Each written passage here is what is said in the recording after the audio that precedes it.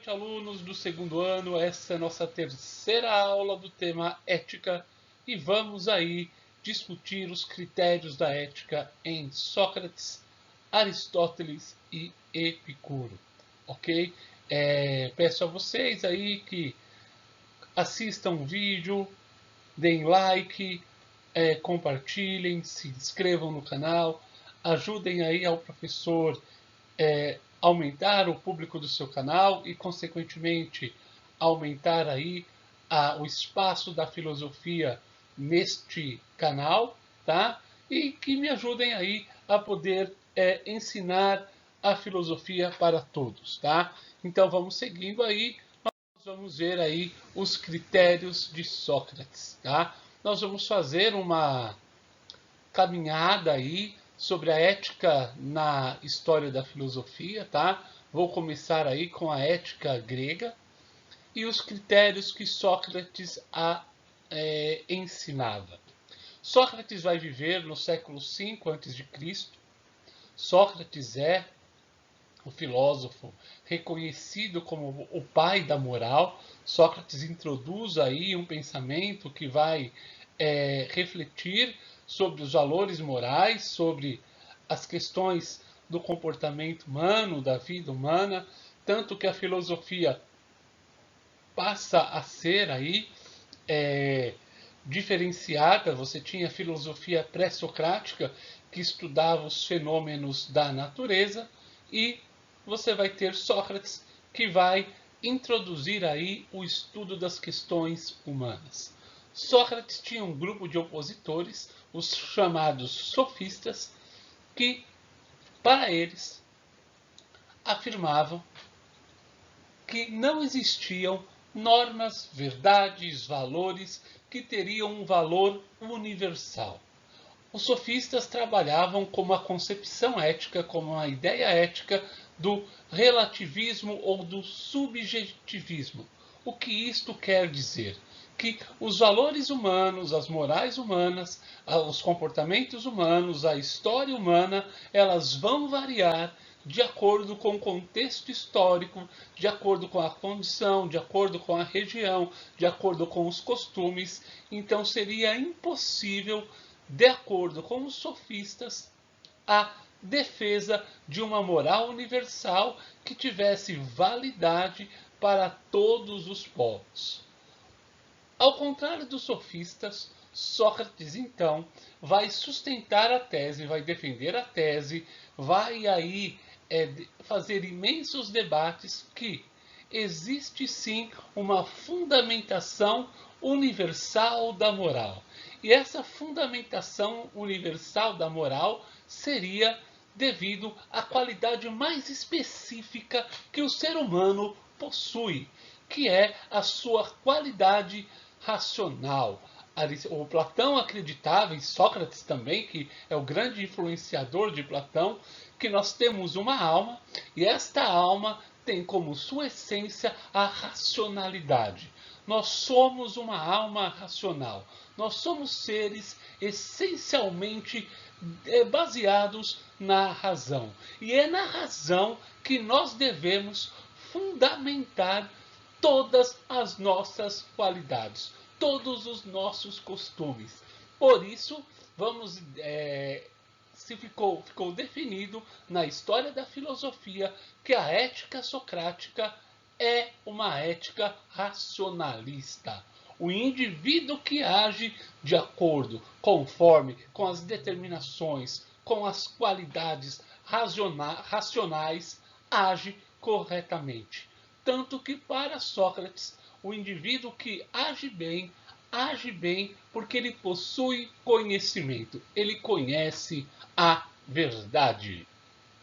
Nós temos um quadro de Sócrates que se chama A Morte de Sócrates, onde representa o dia que Sócrates falece, onde ele foi condenado por corromper a juventude e negar os deuses atenienses. Esta obra se encontra num livro escrito por Platão, chamado Apologia de Sócrates. E Sócrates, aqui nesse momento que recebe a taça, vai pronunciar as suas últimas palavras, onde ele diz assim: Bem, é chegado a hora da partida. Eu para a morte, vós para a vida. Quem terá melhor destino, não sabemos, só a divindade. Estas foram as últimas palavras do pai da moral, do filósofo que fez com que a filosofia se tornasse o instrumento, a ciência, a atividade que ela é hoje. Aristóteles e a sua ética do equilíbrio. O Aristóteles vai desenvolver também, tá, como vocês podem ver aí, uma ética racionalista. Porém, ele vai construir uma ética mais pé no chão, mais na realidade, já que Aristóteles era um materialista. Ele não era ali um cara racionalista como eram Sócrates e Platão. Aristóteles buscava colocar a ética mais no mundo concreto do que no mundo das ideias, tá? Então, ele perguntava sobre qual seria o fim último do ser humano, qual seria a sua tendência. Aristóteles respondeu que todos nós buscamos a felicidade. E o que entendia Aristóteles por felicidade? A felicidade não era para ser confundida com um simples prazer, com uma simples alegria, um simples sentir. Aristóteles defendia a ideia que a verdadeira felicidade, a verdadeira riqueza, a verdadeira virtude estaria relacionada à coisa da vida teórica, a relação teórica que o ser humano tem. E que esta vida teórica seria contemplada de forma específica com a razão, com a verdade, ok? Aristóteles vê no mundo material a realização humana, na felicidade, em encontrar o seu lugar no mundo. O indivíduo que se desenvolve no plano teórico pode compreender, segundo Aristóteles, a felicidade e realizar essa felicidade de forma plena, de forma efetiva, de forma consciente. Mas isso, infelizmente, seria privilégio de uma minoria, tá? Porque a pessoa comum, a pessoa que tem o trabalho braçal, infelizmente, tá? Aristóteles não pensava assim, isso infelizmente é por minha parte, ele via isso como uma situação natural, uma situação normal, tá? Então, ele dizia que o indivíduo que, por conta do trabalho braçal, ele não vai conseguir realizar essas virtudes. Então, para o indivíduo agir de forma ideal, Aristóteles vai dizer que ele deve agir pelo hábito. Ou seja, o filósofo vai propor uma ação do meio termo, uma ação do equilíbrio, uma ação onde eu não devo exceder e também não devo retroceder, não devo deixar de agir. Um homem equilibrado, um homem ético, ele age na mediania, no sentido do equilíbrio, de não exceder e de não faltar ação. Essa é a ética aristotélica. Eu tenho que agir com competência e não com deficiência, faltando agir. A ética aristotélica se baseia na base do equilíbrio. Aqui uma imagem, tá, do Aristóteles, esse filósofo aí que é um dos mais brilhantes da história da filosofia. Ele foi discípulo de Platão, ele discordou da principal teoria de Platão, ele foi perseguido em Atenas por conta de ser tutor do Alexandre Magno, né, Alexandre o Grande, que conquistou o Império Grego e aí fez lá toda uma mudança, uma modificação, e por conta dessa aproximação, Aristóteles teve aí que fugir de Atenas. Aristóteles que só não foi, um detalhe aí, que só não foi o responsável pela Academia de Platão, porque ele nasceu na cidade de Estagira e não havia nascido em Atenas. Mesmo com toda a sua qualidade, Aristóteles, por conta de uma situação aí de localidade, não pôde exercer o papel que deveria ter cabido a ele. Vamos lá ver agora o último critério aí ético, tá, do mundo grego, o critério de Epicuro.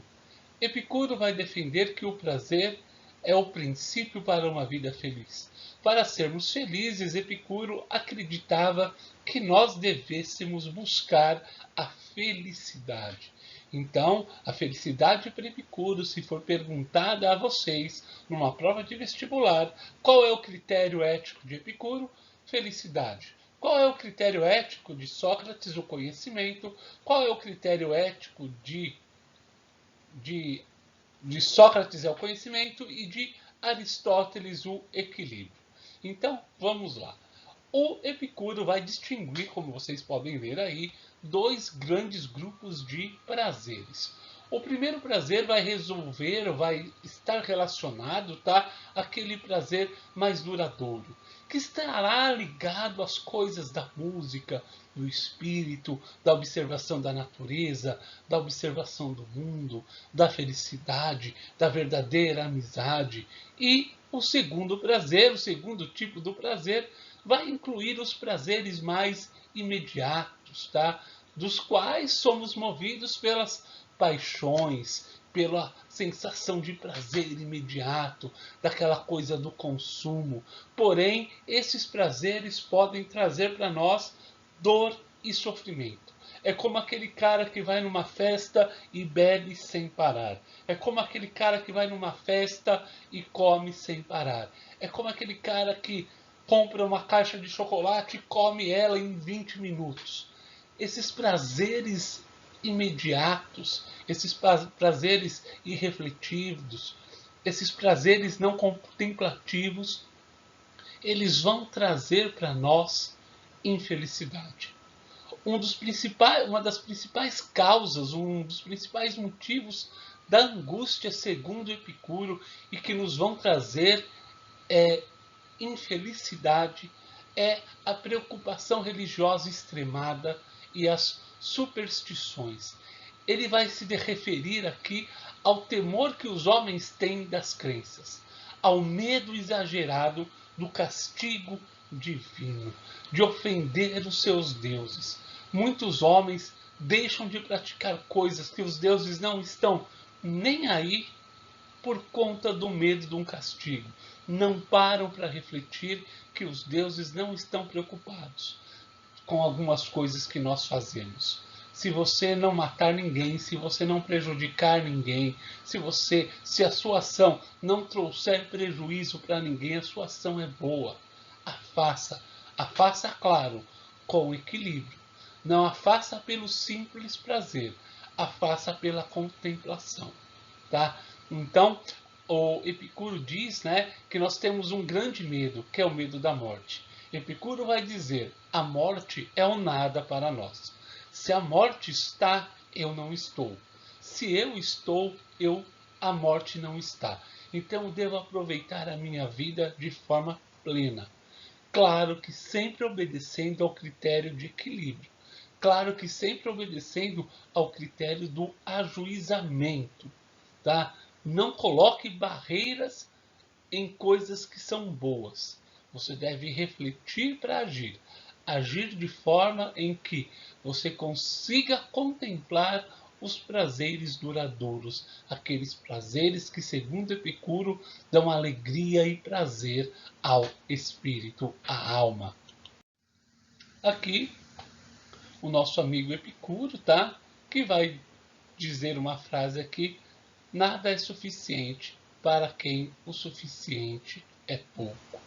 Epicuro deixa aí uma marca de que nós devemos buscar a felicidade não apenas nas coisas materiais, não nos prazeres imediatos, mas sim nos prazeres mais duradouros. Ao fim de toda dor virá um prazer, e ao fim de todo prazer virá uma dor. Então, escolha os prazeres que duram mais e as dores que duram menos. Um abraço a todos e espero poder revê-los em breve.